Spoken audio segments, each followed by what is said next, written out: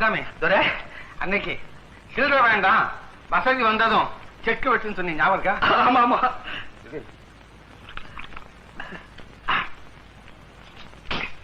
மோகனா, ஒரு 500 ரூபாய்க்கு செக் வச்சு. 500 ரூபாயா துரை? என்ன போதாதா? ஐயோ போதும் துரை, அதுக்கு மேல தாழ மாட்டேன். அதுக்கப்புறம் எனக்கு தூக்கமும் வராது, நிம்மதியும் இருக்காது.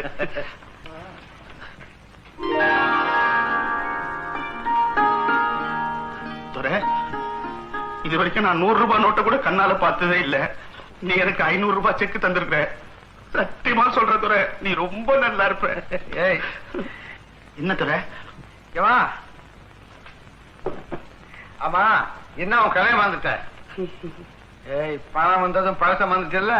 வாழ்வு வந்ததும் கண்ணை மறைச்சிடும்னு சொல்லுவாங்களே, அந்த மாதிரி 500 ரூபாய் செக்குக்கு என் கண்ணு மறைஞ்சு போச்சு பாத்தியா துரை? துரை, நீ படா கில்லாடி.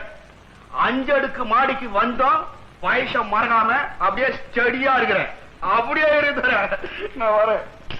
இப்படி வர்றவங்களுக்கு எல்லாம் வாரி வாரி கொடுத்தா வாழ்க்கை என்ன ஆகுது? ஒண்ணும் ஆகாது. கையில இருக்கும் போதே கொடுத்துடணும். கொஞ்சம் யோசிச்சோம், மனசு மாறிடும். அப்புறம் உதவி பண்ண மாட்டோம்.